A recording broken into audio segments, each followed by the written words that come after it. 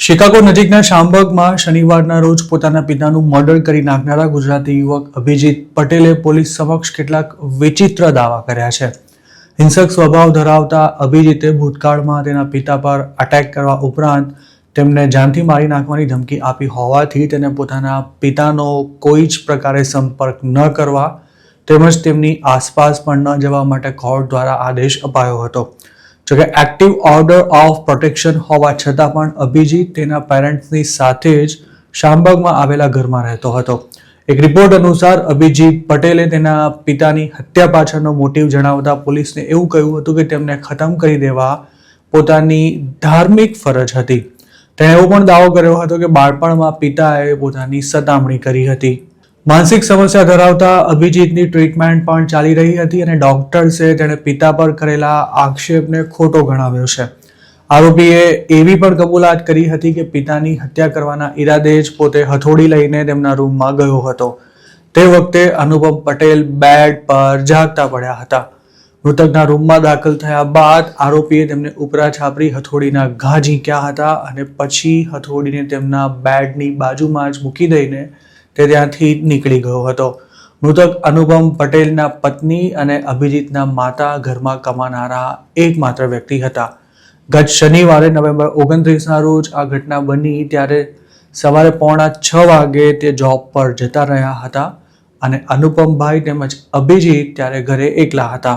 શામબર્ગની કોર્ટમાં રજૂ કરાયેલા ડોક્યુમેન્ટ્સ અનુસાર અનુપમ પટેલને શુગરનો પ્રોબ્લેમ હોવાથી તેઓ કોઈ જોબ નહોતા કરતા અને તેમનું ગ્લુકોઝ મીટર તેમની પત્નીના સેલ ફોન સાથે કનેક્ટેડ હતું, જેનાથી તેઓ જોબ પર હોય ત્યારે પણ પતિના બ્લડ શુગર લેવલને મોનિટર કરતા રહેતા હતા. અનુપમ પટેલ રોજિંદા ક્રમ અનુસાર રોજ સવારે 8 વાગે તેમના પત્નીને ફોન કરી પોતાના બ્લડ શુગર લેવલની જાણ કરતા હતા, પણ નવેમ્બર 29ના રોજ તેમનો ફોન નહોતો આવ્યો.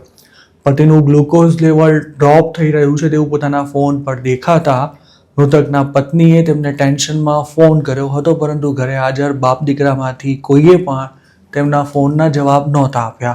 કંઈક અઘટિત થયું હોવાની આશંકાએ અનુપમભાઈના પત્ની જોબ પરથી નીકળી સવારે 10:30 વાગે ઘરે પહોંચી ગયા હતા અને ત્યારે ગરાજનો દરવાજો ખુલ્લો હતો.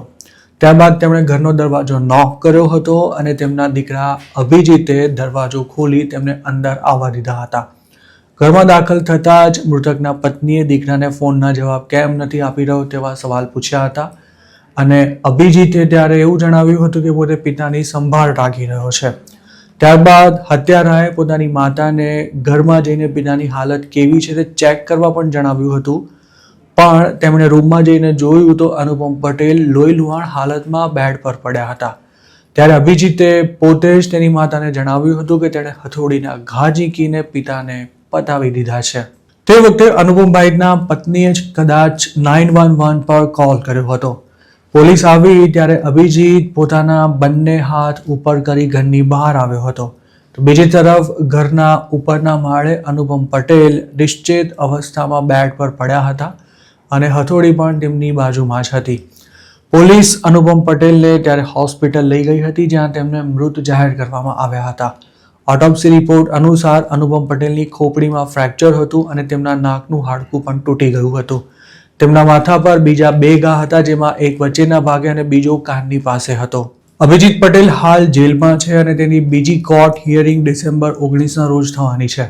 તેના પર ફર્સ્ટ ડિગ્રી મર્ડરનો ચાર્જ મૂકવામાં આવ્યો છે, જેમાં તેને 60 વર્ષ સુધીની જેલની સજા થઈ શકે છે.